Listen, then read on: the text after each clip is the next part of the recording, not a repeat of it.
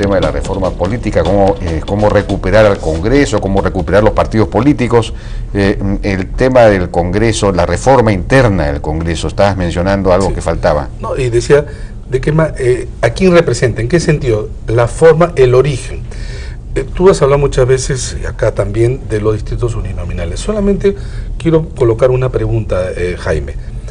Se cree que muchas veces creando los distritos uninominales hay no solamente una relación más cercana, sino que además esto acota el número de partidos. No necesariamente. No necesariamente en países altamente fraccionados. O tú ves la representación a nivel municipal, regional, realmente allí ya casi no existen los partidos. Entonces, si tú me dijiste en una oportunidad, pero la valla, si tú colocas 5%, ahí podrían entrar 20 partidos. Entonces, no es digamos, una relación directa entre circunscripción uninominal y sistema de partidos. Más aún cuando se tiene un parlamento unicameral. No, pero digamos, un partido, se presentan los partidos nacionales, nada más, por claro. cierto. Ahora hay 16. Un partido pequeño, si no se alía con otros, si no se fusiona con otros, no podría tener ningún sistema de distritos uninominales, no ganaría en ninguno. Entonces desaparecería, está forzado a aglutinarse. Por eso en Chile hay dos grandes grupos, pese a que hay varios partidos, y así sucesivamente. Acá hay 16 partidos. Hay 16 para sobrevivir, la mayor parte tendrían que, quizás el fujimorismo podría darse el lujo de no juntarse con nadie, porque tendría representantes en muchas circunscripciones. El fujimorismo y quizás, a nivel más acotado no gana tampoco. No gana tampoco. No, porque es el que más, por supuesto que ganaría, porque es el partido más grande de todos hasta el momento, digamos, ¿no? Entonces ganaría crear más partidos. Ganaría más bien en una proporción de distritos mayor a la de su tamaño como partido. Entonces, porque ese es el sistema uninominal. Bueno, ya, pero bueno, eso no es así. ¿Cómo que no es así? No pero es por así. eso es que en Inglaterra el Partido Liberal, pero es que el Partido Liberal nunca alcanza. Es que estás hablando de sociedades homogéneas donde hay una tradición bipartidista alta. Y te puedo traer información de cómo está fraccionado actualmente la representación, Jaime. ¿Cómo está fraccionada actualmente la representación? Sí, y eso no te lleva a dos partidos. No te lleva a dos partidos. Creo que lo que tú es un proceso, pues, es un proceso. A cabo de 2, 3 o 4 elecciones nacionales tiende a ocurrir. Es un proceso paulatino. ¿En dónde ocurrió? Todas las democracias occidentales tienen un sistema que tienen estos sistemas uninominales. Casi todas tienen los sistemas uninominales, las fundamentales. Estados Unidos, Inglaterra, Francia, Alemania, la mitad del Congreso es uninominal y así sucesivamente, ¿no? Es un sistema de compensación distinto. Favorecen sistemas de pocos partidos, digamos. Eso está en la literatura. Hemos regresado al debate sobre la uninominalidad. Bueno, estamos hablando de los partidos. Sí. No, lo que pasa es que se desvió del tema y entró a este.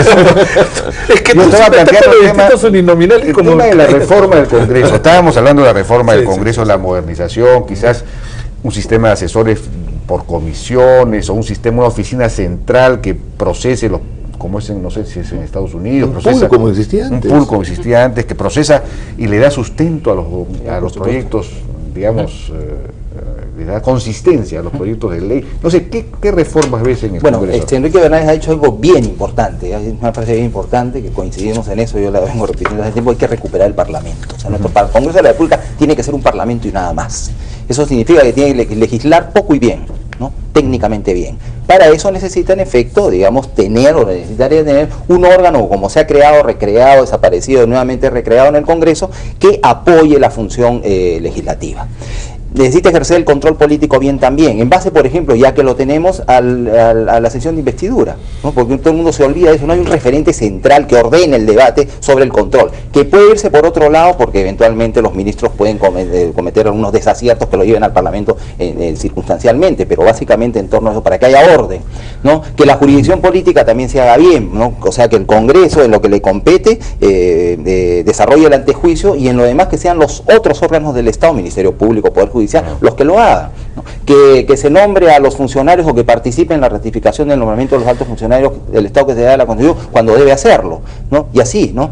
Que desarrolle una adecuada metodología de incidencia sobre la política general del gobierno en términos constructivos para que todos veamos que nuestras instituciones y nuestros líderes o autoridades estén trabajando para nosotros, no para nuestro beneficio. En fin, eso es ser un Congreso mucho más sencillo desde el punto de vista procesal y dedicarse solamente a la materia parlamentaria y concentrar todo el esfuerzo institucional en lo que son las funciones clásicas y las añadidas últimas recientes de los parlamentos del mundo, ¿no? Y estos, digamos, están organizados en torno a eso. O sea, tiene que ser un parlamento eficaz en el sentido de que haga lo que se espera que haga y eficiente y que lo haga lo mejor posible. Eso es. Que aquí hay un problema real que es grave, Jaime.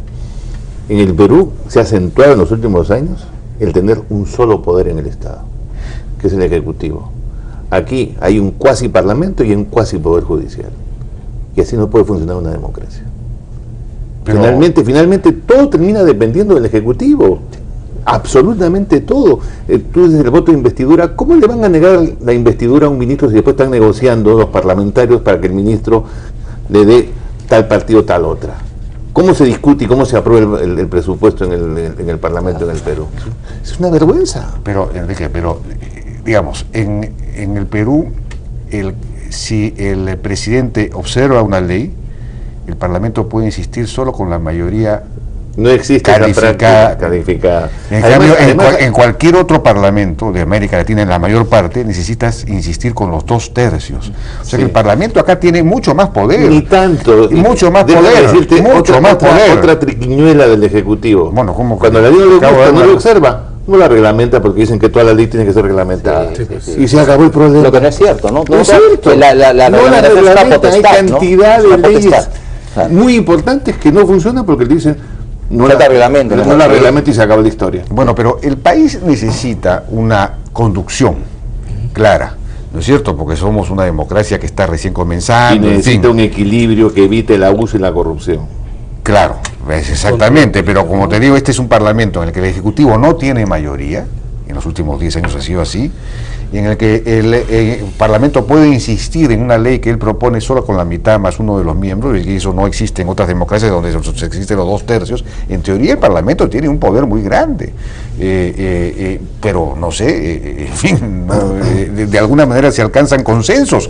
Digamos, es un milagro. Tú lo has dicho en teoría, pero la teoría también te dice que todo decreto de urgencia tiene que ser revisado y confirmado por el Parlamento para que rija.